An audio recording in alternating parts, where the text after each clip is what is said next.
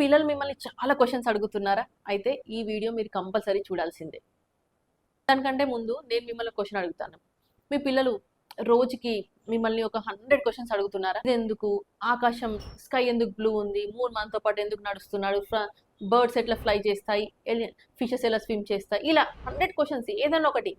చాలా మంది పేరెంట్స్ ఇలాంటప్పుడు అబ్బా ఎన్ని క్వశ్చన్స్ అడుగుతున్నావు, చాలు మాట్లాడకు, ఆన్సర్స్ కావాలంటే చాట్ జీపీటీ గూగుల్లో వెతుక్కో. But what if I tell you, ఆ క్వశ్చన్స్ మీ పిల్లల ఇంటెలిజెన్స్కి ఒక సైన్. యాక్చువల్లీ క్యూరియాసిటీ అనేది లెర్నింగ్కి స్టార్టింగ్ పాయింట్. పిల్లలు క్వశ్చన్స్ అడగడం ఆపేసిన రోజు లెర్నింగ్ కూడా నెమ్మదిగా తగ్గిపోతుంది. అందుకే హైలీ సక్సెస్ఫుల్ చిల్డ్రన్కి ఒక కామన్ క్వాలిటీ ఉంటుంది.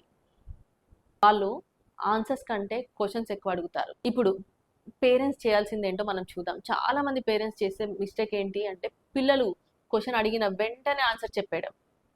నో, అలా కాకుండా పిల్లలకి ఒకసారి మీరు ఇలా అడగండి, నీకేమనిపిస్తుంది అంటే లీడింగ్ క్వశ్చన్స్ అడగండి. లేదా నువ్వేమనుకుంటున్నావు, ఆన్సర్ చెప్పకుండా వాళ్ళ థింకింగ్ని ఇంప్రూవ్ చేయండి. లేకపోతే మన ఇద్దరం కలిసి దీనికి ఆన్సర్స్ కనుక్కుందాం. ఈ యొక్క చిన్న చేంజ్ పిల్లల బ్రెయిన్ని థింక్ అయ్యేలాగా చేస్తుంది, వాళ్ళ రీజనింగ్ కెపాసిటీని పెంచుతుంది, ప్రాబ్లమ్ సాల్వింగ్ స్కిల్స్ని డెవలప్ చేస్తుంది. గుర్తుపెట్టుకోండి, పేరెంట్స్ లాగా మన గోల్ ఏంటి, అన్ని ఆన్సర్స్ తెలిసిన పిల్లల్ని పెంచడం కాదు, క్వశ్చన్స్ అడగడానికి భయపడని పిల్లల్ని పెంచడం. ఎందుకంటే క్వశ్చన్స్ అడిగే పిల్లలే లైఫ్లో కొత్త ఆన్సర్స్ కనుక్కుంటారు.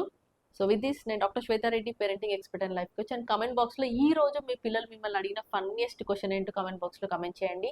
అండ్ నా ఛానల్ని సబ్స్క్రైబ్ చేసుకోండి. ఈ వీడియో వేరే మదర్స్కి షేర్ చేయండి. See you.